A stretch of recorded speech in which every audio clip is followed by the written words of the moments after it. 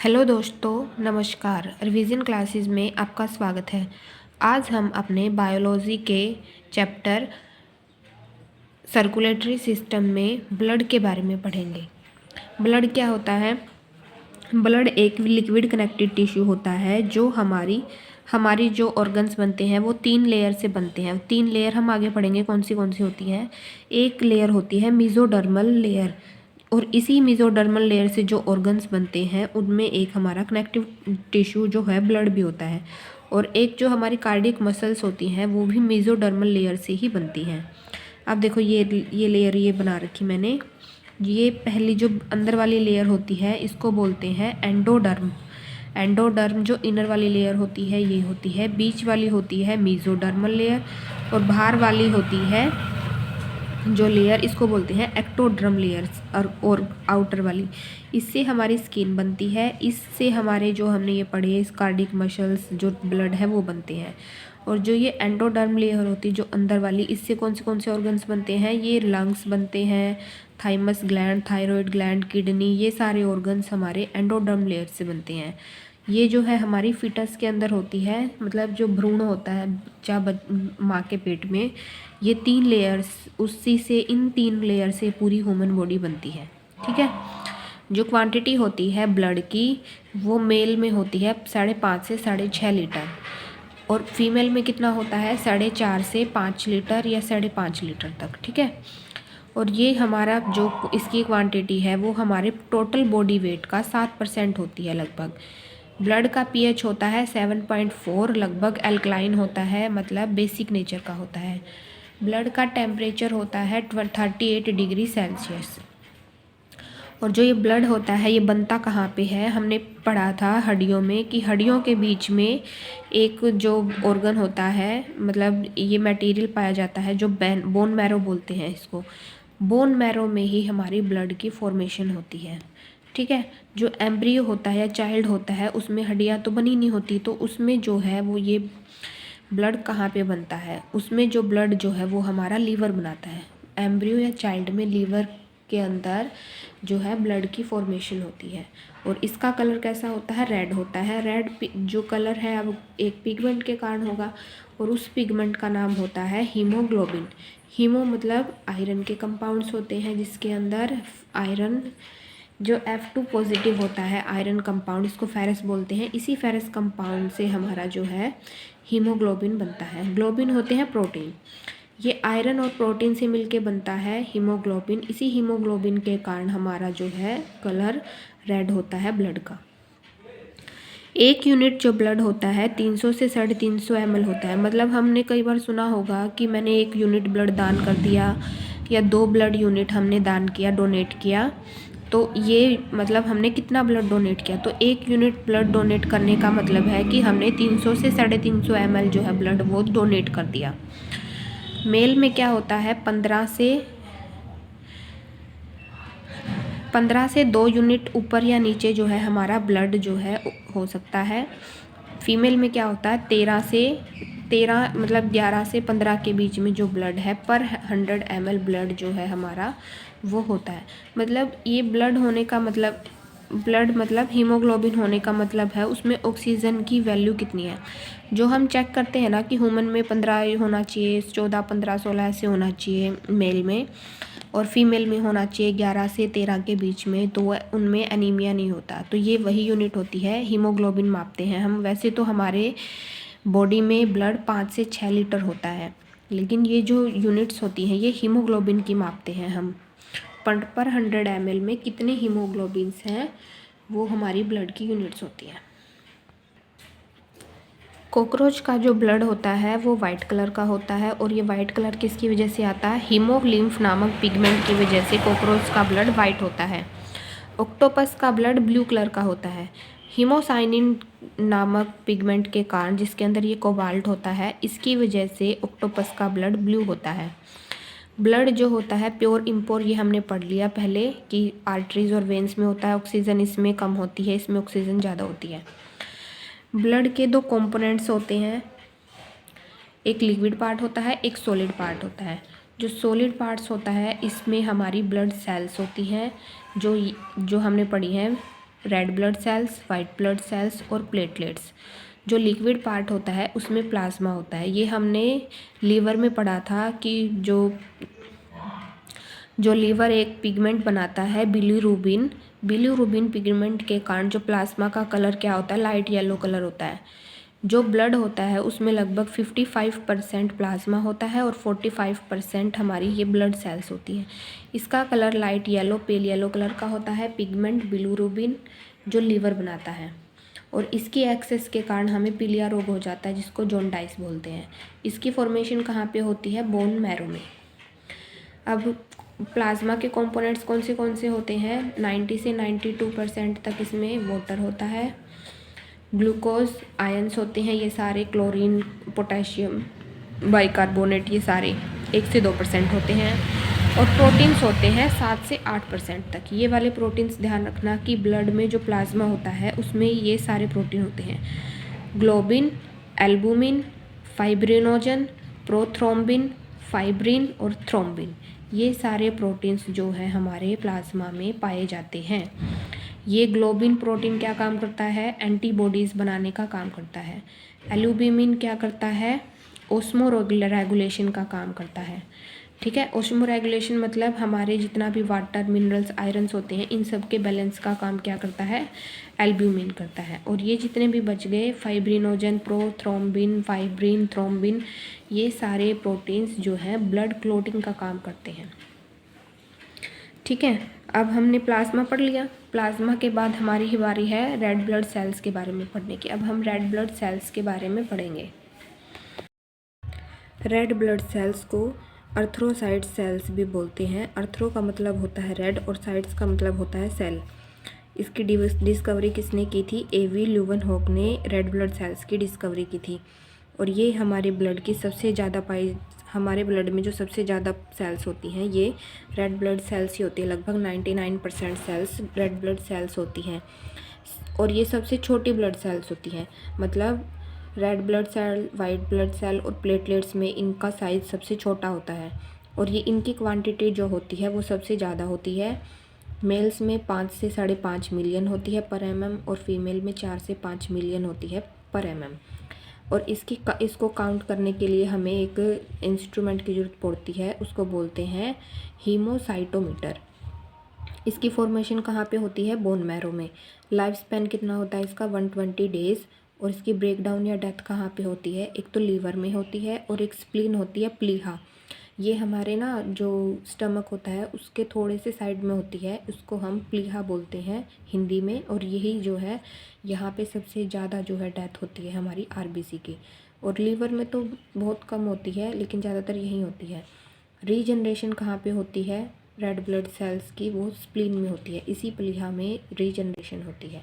अब देखो जो क्वांटिटी होती है वो रेड ब्लड सेल्स की प्लेटलेट्स में और वाइट ब्लड सेल्स में सबसे ज़्यादा होती है आरबीसी की। प्लेटलेट्स की उससे ज़्यादा, डब्ल्यूबीसी की उससे ज़्यादा। ये मिलियंस में होती है, ये लाख्स में होती है, ये थाउजेंड्स में होती है। लेकिन साइज़ जो होता है वो वाइट ब्लड सेल्स का ज़्यादा होता है, प्लेटलेट्स का फिर उससे थोड़ा कम, और आरबीसी का तो सबसे छोटा होता है। और जो ये हो ना, ये बना रखा है ना, ये स्प्लीन होती है। इस स्प्लीन में क्या होता है, ये हमारा ब्लड बैंक होता है। ये ब्लड बैंक मतलब जब भी हमारे शरीर में जो आरबीसी है वो ज़्यादा हो जाती है तो स्टोर करने का काम ये स्प्लीन करती है। ठीक है, अब देखो यहाँ पे हमारे जो मैमल्स में होती है आरबीसी जो है वो न्यूक्लियस है उसमें जो प्रेजेंट नहीं होता, लेकिन एक्सेप्शन होते हैं कुछ, जैसे कैमल, लामा, जिराफ, इन सब में क्या होता है आरबीसी में न्यूक्लियस प्रेजेंट होता है। शेप क्या होता है, आपको ये न्यूक्लियस वगैरह, लिम्फोसाइट्स और गैनोलेज, ये हम ना सेल जो आती है हमारी साइटोलॉजी होती है उसमें पढ़ेंगे, आपको उसमें सब सारा कुछ समझ में आ जाएगा। शेप जो होती है आरबीसी की वो ओवल शेप की होती है, और एक बाइकॉन्केव जो होती है ये होती है इसकी। मतलब शेप तो ऐसे गोल होती है लेकिन वो इसकी बाइकॉन्केव जो होता है इसकी तरह इस टाइप की होती है। लार्जेस्ट जो आरबीसी है यूनिवर्स में वो एक एम्फीबियन की होती है, एम्फीमोमा। लार्जेस्ट आरबीसी जो है मैमल्स में वो एलिफेंट की होती है, और स्मॉलेस्ट आरबीसी है जो मैमल्स में वो मस्क डियर की होती है। रेड कलर जो होता है किसके कारण होता है, जो हीमोग्लोबिन पिगमेंट होता है ब्लड में उसके कारण होता है। आरबीसी जो है हमारी मेन सेल है किसके लिए, ऑक्सीजन को कैरी करने के लिए।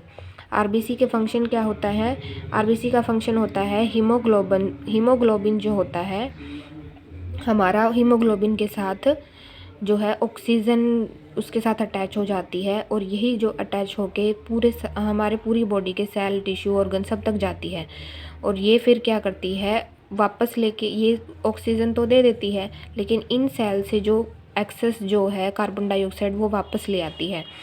CO2 जो है वो वापस आ गई, फिर ये वापस कहाँ जाएगी, लंग्स में, लंग्स से जो हो जाएगी नाक से हमारे बाहर निकल जाएगी। लेकिन जो ये हमारी क्या बोलते हैं इसको, कार्बन डाइऑक्साइड जो होती है ये 75% ही वापस जाती है, जो हमारी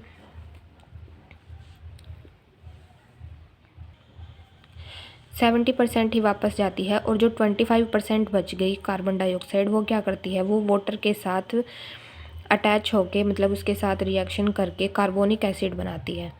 ठीक है, और जो हमारा एक हीमोग्लोबिन होता है उसके साथ ही 4 जो है ऑक्सीजन के मॉलिक्यूल्स जुड़े होते हैं, यानी कि 4 ऑक्सीजन को हीमोग्लोबिन एक टाइम पे ट्रांसपोर्ट करता है और इसके अंदर 68 से 70% तक पानी होता है, मतलब ये लेके जाती है पानी को भी। देखो जैसे कोयला है एक एग्जांपल, कोयला कोल बोलते हैं जिसको, कोयला में क्या होता है कार्बन होता है और उसके साथ तो जब ऑक्सीजन के साथ वो जलता है मिलके तो CO2 बनती है, कार्बन डाइऑक्साइड निकलती है। लेकिन अगर इसी कार्बन के साथ ऑक्सीजन का आधा मॉलिक्यूल्स ही मिलेगा तो ये कार्बन मोनोऑक्साइड होती है। ये कार्बन मोनोऑक्साइड क्या होती है, ये हमें अगर हम किसी बंद कमरे में है जैसे अंगीठी वगैरह जला लेते हैं तो ये हमें मीठी नींद आती है इससे। इसकी अगर कमरे में प्रेजेंस ज़्यादा हो गई तो हमें बहुत अच्छी गहरी नींद आएगी, हमें पता भी नहीं लगेगा कि हम कहाँ सोए हुए हैं। इसी की वजह से क्या होता है फिर यही कार्बन मोनोऑक्साइड जब बहुत ज़्यादा हो जाती है हमारी बॉडी में, ऑक्सीजन की कमी हो जाएगी तो ये हमारे हीमोग्लोबिन के साथ जो है मिक्स हो जाती है और इससे क्या हो जाती है ऑक्सीजन की कमी हो जाती है बॉडी में और इससे हमारे शरीर में ऊर्जा की भी कमी हो जाती है और फिर डेथ हो जाती है। तो ये जो हमारी, क्योंकि ये जो कार्बन मोनोऑक्साइड गैस होती है ना ये हमारे जो ह्यूमन ब्लड में जो है सबसे ज़्यादा सोल्यूबल होती है, ये सबसे ज़्यादा सोल्यूबल होती है। सेकंड नंबर पे ऑक्सीजन होता है और थर्ड नंबर पे कार्बन डाइऑक्साइड होती है। तो इसलिए हमें बहुत अच्छी नींद आएगी और हमें पता भी नहीं लगेगा कि हमारी डेथ कब हुई। एक विटामिन होता है B6 प्रायोडॉक्सिन, जो ये प्रायोडॉक्सिन जो विटामिन है ये किसकी फॉर्मेशन में हेल्पफुल होता है, ये आरबीसी की फॉर्मेशन में हेल्पफुल होता है और इसकी कमी से क्या हो जाता है आरबीसी की कमी हो जाती है और इसी से हमें फिर हल्का एनीमिया हो जाता है। जब आरबीसी की क्वांटिटी में कमी हो जाती है तो एनीमिया होता है, जब आरबीसी की क्वांटिटी ज़्यादा हो जाती है तो प्लाइसाइथोमिया होता है या प्लाइसाइफोनिया होता है। ये भी एक बीमारी होती है और ये भी एक मतलब हमारे शरीर के अंदर कमी होती है। आरबीसी की खून की कमी होने से ये हो जाता है, जब खून ज़्यादा हो जाता है तो ये वाली पोजीशन होती है। और एक ये वाली बीमारी होती है सिकल सेल अनीमिया। ये क्यों होती है, ये कैसे होती है, मतलब ये होती है जो रेड ब्लड सेल्स है जब उनकी शेप जो हमारी ये सिकल टाइप की हो जाती है, सिकल मतलब जो दांती होती है ना जिससे घास वगैरह काटते हैं उसके टाइप की हो जाती है ना, शेप इसकी जो है बिगड़ जाती है। पहले नॉर्मल थी अब नॉर्मल हो गई या सिकल शेप की हो गई या हाफ मून की हो गई, तो इसको हम बोलते हैं सिकल सेल अनीमिया। इस सिकल सेल अनीमिया के हमारे जो आरबीसी जो है होने से आरबीसी कम हो जाएंगे और ऑक्सीजन का ट्रांसपोर्ट हमारा जो है वो कम हो जाएगा। तो ये एक खतरनाक बीमारी होती है जिससे खून की कमी होती है। अब हम वाइट ब्लड सेल्स के बारे में पढ़ेंगे। वाइट ब्लड सेल्स को हम क्या बोलते हैं, ल्यूकोसाइट्स भी बोलते हैं। ल्यूको का मतलब होता है वाइट, साइट्स का मतलब होता है सेल। ये हमारी बॉडी की लार्जेस्ट ब्लड सेल्स हैं। क्वांटिटी इनकी 8 से 10,000 के बीच में होती है और जो आरबीसी और डब्ल्यूबीसी का रेशो होता है वो 600:1 होता है, मतलब ये बहुत ज़्यादा होती हैं। ये अगर 600 है तो वाइट ब्लड सेल्स एक की ही ज़रूरत होती है। ये मैंने एक थोड़ी सी हड्डी बना रखी है, इसी हड्डी में क्या होता है, ये हमारा बोन मैरो होता है। इस बोन मैरो के 2 पार्ट होते हैं, एक इधर वाला एक इधर वाला। ये वाला पार्ट होता है रेड वाला और ये वाला पार्ट होता है हमारा येलो वाला। येलो बोन मैरो बोलते हैं इधर वाले पार्ट को। जब ये वाला रेड वाला पार्ट जो है हमारा, ये हमारी आरबीसी की फॉर्मेशन करता है। लेकिन ये येलो वाला पार्ट क्या करता है, ये डब्ल्यूबीसी, प्लेटलेट्स और प्लाज्मा, इन सब की फॉर्मेशन हमारी बोन मैरो में येलो वाले पार्ट से होती है। फॉर्मेशन कहाँ पे होती है, बोन मैरो में। तो ये मैंने BM मतलब बोन मैरो के लिए लिख रखा है, आप देख लेना एक बार। वाइट ब्लड सेल्स की फॉर्मेशन कहाँ होती है, येलो बोन मैरो में। लाइफ स्पैन कितना होता है वाइट ब्लड सेल्स का, 2 से 4 दिन का। और डेथ कहाँ पे होती है, खून में ही। रीजनरेशन कहाँ होती है, खून में ही। इसके और कई सारे नाम होते हैं WBC के, ये हैं, इनको fighter cells, scavenger cells, phagocytic cells, bodyguard cells, immune system वाली सेल्स, इन सबको ये वाली सारी सिस्टम भी बोलते हैं। इसके वाइट ब्लड सेल्स के इतने सारे नाम हैं, तो आप अगर पेपर में नाम पूछे तो इनको याद रखना। शेप किसकी होती है, इसकी इरेगुलर होती है, नॉट फिक्स, मतलब इसकी सेल जो है, सेल की शेप हमें पता नहीं कभी कौन सी हो जाती है, कभी कौन सी हो जाती है। वाइट ब्लड सेल्स में न्यूक्लियस जो है वो प्रेजेंट होता है। इसका फंक्शन क्या होता है, हमें हमारी ह्यूमन बॉडी को जो है इम्यूनिटी प्रोवाइड करना, इम्यूनिटी प्रोवाइड करवाना इसका मेन फंक्शन होता है। देखो जैसे ये हमारी वाइट ब्लड सेल्स है, ये न्यूक्लियस हो गया इसका। जब भी कोई भी इन्फेक्शन इसके पास आता है, वाइट ब्लड सेल के पास, मान लो ये बैक्टीरिया आ गया हमारे खून में, तो ये इसके साथ क्या हो जाता है, ये यहाँ पे इसके साथ में अटैच हो जाएगा। जब ये इसके साथ में आएगा तो ये जो वाइट ब्लड सेल्स है, ये फॉल्स लैग बनाना शुरू कर देती है। ऐसे ये फॉल्स लैग बन से इसको बोलते हैं जूडोपोडिया फॉल्स लैग्स। इन्हीं फॉल्स लैग्स में फिर ये वाइट ब्लड सेल्स क्या करती है, इस बैक्टीरिया को अपने अंदर लाने की कोशिश करती है। यहाँ से ये ब्लड सेल इसमें वाइट ब्लड सेल्स में अंदर आ जाता है, और अंदर आने से फिर ये इसको निगल जाती है। इसी को बोलते हैं इसको इनगल्फ करना। और ये पूरा जो है इसकी प्रोसेस वाइट ब्लड सेल्स की, ये फाइगोसाइटिसिस होती है, इसको फाइगोसिटिड्स बोलते हैं। ये अमीबा में भी होती है, अमीबा अपना खाना इसी से लेता है। वाइट ब्लड सेल्स जो हैं 2 टाइप की होती हैं, ग्रैनुलोसाइट्स और एग्रैनुलोसाइट्स। ये वाइट ब्लड सेल्स हमें क्या देती है, इम्यूनिटी भी देती है, और इम्यून सिस्टम हमारा वाइट ब्लड सेल से ही होता है। ग्रैनोसाइट्स होते हैं, मतलब ग्रैन्यूल का मतलब होता है ये सारे कण, साइट्स मतलब सेल, जिसमें कण होते हैं उनको ग्रैनुलोसाइट्स बोलते हैं। एग्रैनुलोसाइट्स मतलब जिसमें कण नहीं होते उसको एग्रैनुलोसाइट्स बोलते हैं। इसके कई सारे पार्ट्स होते हैं, जैसे न्यूट्रोफिल्स, बेसोफिल्स, असाइनोफिल्स। इसके जो पार्ट होते हैं 2, मोनोसाइट्स और लिम्फोसाइट्स। हम इनके बारे में अब एक एक करके पढ़ेंगे। जैसे न्यूट्रोफिल्स क्या होती है, ये बहुत ज़्यादा, सबसे ज़्यादा अमाउंट में यही होती है, लगभग 60 से 65% तक न्यूट्रोफिल्स ही होती है। इसका काम क्या होता है, फाइगोसाइटिक नेचर जो है हमारा, यही काम इसी सेल्स का काम होता है। बैक्टीरिया का भक्षण, मतलब बैक्टीरिया को खाने का काम यही वाली सेल्स करती हैं। बैक्टीरिया जो है डिजीज़ के अगेंस्ट इम्यून सिस्टम का रिस्पॉन्स भी यही न्यूट्रोफिल्स देती हैं। ऐसे बेसोफिल्स क्या होती है, इनकी जो क्वांटिटी है वो मिनिमम होती है, लगभग 0.1 से 0.5। बेसोफिल्स की क्वांटिटी जो है वो मिनिमम होती है 0.1 से 0.5% तक। बेसोफिल्स के फंक्शन है, पहला होता है एलर्जी। जब भी ह्यूमन बॉडी में एलर्जी होती है तो हमारी जो बॉडी होती है वो एक हिस्टामाइन केमिकल रिलीज़ करती है, और इस एलर्जी को दूर करने के लिए डॉक्टर टैबलेट्स देता है। वो टैबलेट्स होती हैं एंटी हिस्टामाइन टैबलेट्स। इनमें से एक टाइप की जो दवाई है उसका नाम होता है एविल की जब भी हम गोली लेते हैं तो ये जो हमारी एलर्जी होती है वो दूर हो जाती है। दूसरा इसका फंक्शन होता है anti clotting factor. Anti clotting factor जो होता है हमारे ह्यूमन ब्लड में तो उसको बोलते हैं हिपायरिन। हिपायरिन क्या होता है, जो जब चोट लगती है, खून बहता है, तो प्लेटलेट्स उस खून को बहने से रोकती हैं, मतलब उस खून को वहाँ पे जमा देती है। लेकिन खून को नसों में जो जमने नहीं देता वो फैक्टर होता है हिपायरिन। हिपायरिन जो है हमारे खून को हमारी नसों में जमने नहीं देता, और ये तरल के रूप में बहता रहता है। और इस हिपायरिन की फॉर्मेशन करता है हमारी बेसोफिल्स सेल्स करती हैं, और एक लीवर करता है। ये दोनों ही हमारी क्या होती है, इस हिपायरिन की फॉर्मेशन करती है। तीसरा है इन्फ्लामेटरी रिएक्शन। इन्फ्लामेटरी रिएक्शन क्या होती है, जैसे एक एग्जांपल है इसका कि मान लो हमें किसी ने चाटा मारा, तो वहाँ की जो हमारी स्किन्स है उसकी जो सेल्स होती हैं वो डेड हो जाती हैं। जैसे एक एग्ज़ाम्पल होता है कि मान लो हमें किसी ने चाटा मारा, तो जो हमारी स्किन होती है गाल की, उस स्किन के जो सेल्स हैं वो डेड हो जाती हैं। उन सेल्स के डेड होने से क्या हो जाती है, हमारे गाल पे या तो सूजन आती है या वो लाल हो जाता है या गर्म होता है।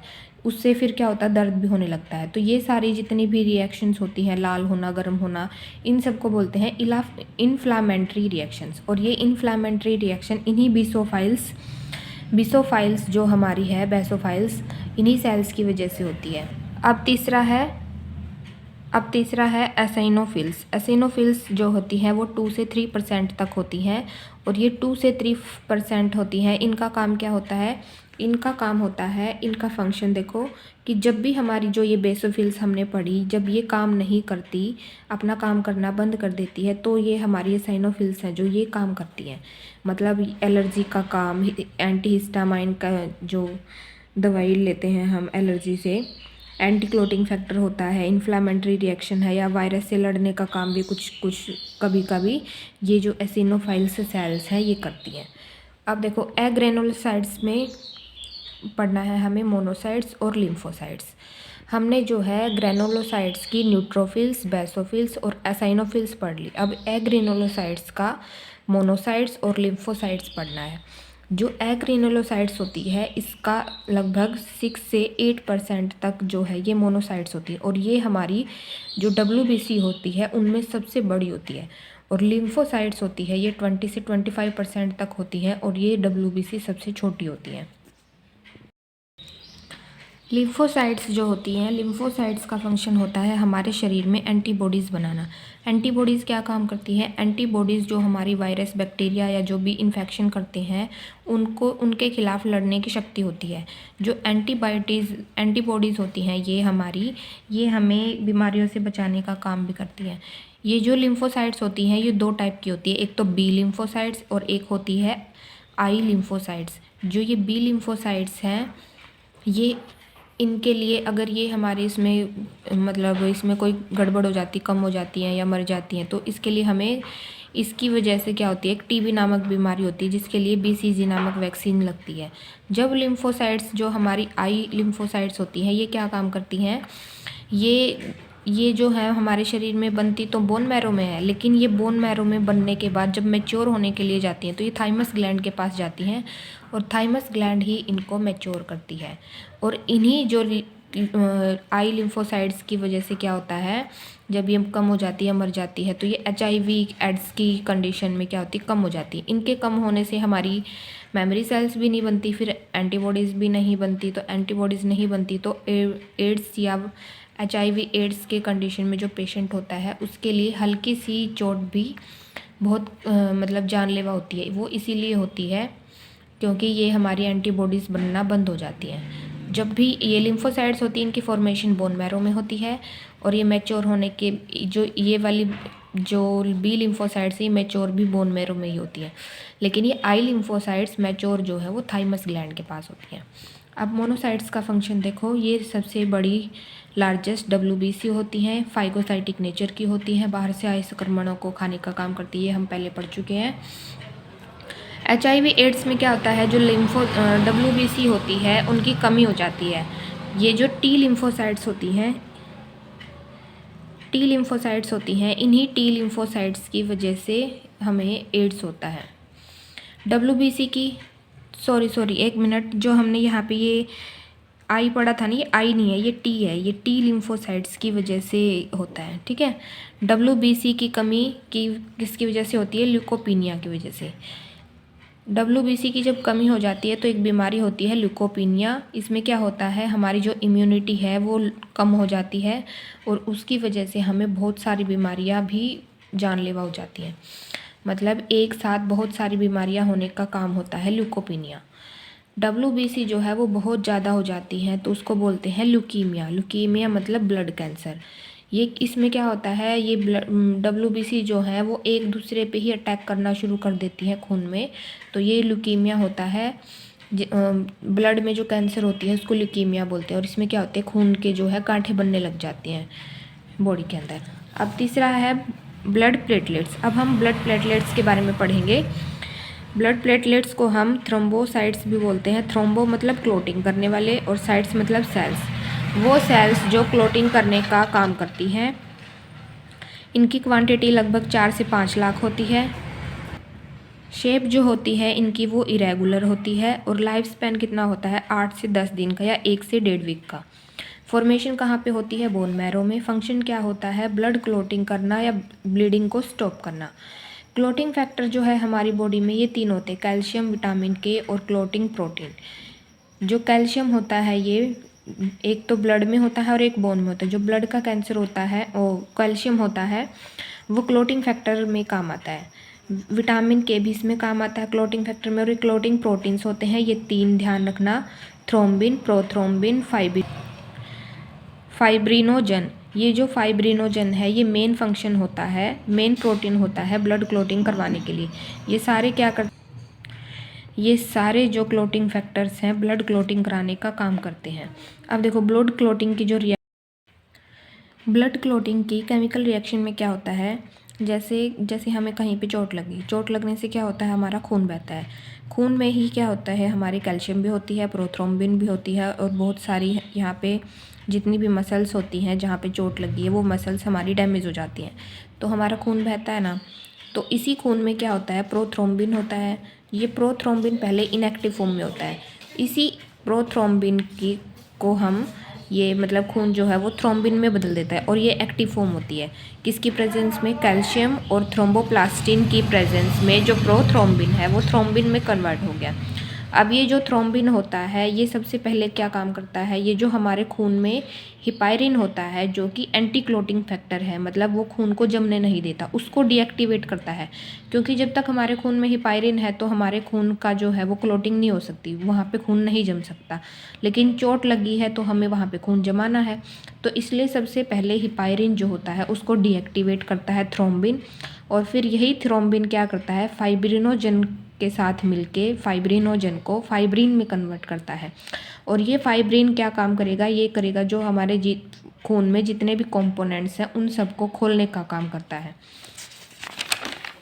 अब क्या हो गया, जो ये फाइब्रिन है ये ब्लड के अंदर जितने भी कंपोनेंट्स हैं, विटामिन है, कैल्शियम है, पोटेशियम है, जितने भी ये हमारे विटामिन पोटेशियम है, इन सब की प्रेजेंस में क्या करेगा, ब्लड की क्लोटिंग कर देगा। और इसी पूरे क्लोटिंग होने में हमें लगभग 5 से 7 मिनट का टाइम लगता है। कई बार ये 4 से 5 मिनट भी लग जाती है इसमें, ठीक है।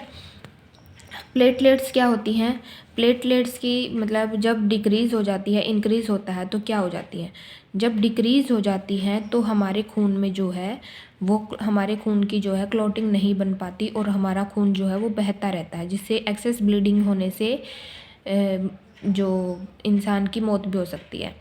जब प्लेटलेट्स इंक्रीज़ हो जाती है तो हमारी बॉडी के अंदर ही क्लोटिंग बननी शुरू हो जाती है खून की। इसी क्लोटिंग की वजह से फिर क्या होती है, बहुत सारी बीमारियां हमारे शरीर में पैदा हो जाती हैं। हीमोफीलिया क्या होती है, हीमोफीलिया एक बीमारी होती है। ये क्या होती है, एक जेनेटिक डिजीज़ है, मतलब परिवार से ही अगर किसी पहले परिवार में है तो आगे से आगे बच्चों में भी ट्रांसफ़र होती रहती है। और इसमें क्या होता है, जो ब्लड क्लोटिंग है वो नहीं होती। ये सबसे पहले एक रॉयल फैमिली में हुई थी और उसी रॉयल फैमिली में ये लगभग अभी तक चलती आ रही है।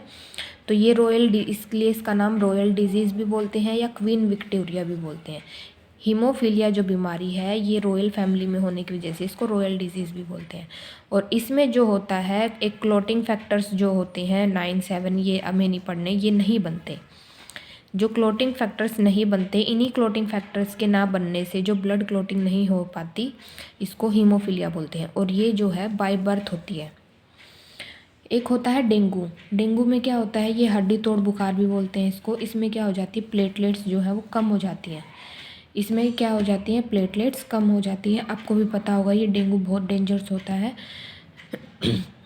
डेंगू किस पैथोजन मतलब किस की वजह से होता है, एक वायरस होता है अर्बो वायरस। इस अर्बो वायरस की वजह से ये डेंगू का जो मच्छर होता है ना, फीमेल एडिस एजिप्टाई, इस नाम का जो मच्छर होता है इसके अंदर ये वायरस होता है अरबो वायरस, और ये अरबो वायरस क्या करता है, ये हमारे प्लेटलेट्स को खा जाता है और इसकी वजह से प्लेटलेट्स की कमी हो जाती है और फिर उसी को हम डेंगू बुखार बोलते हैं।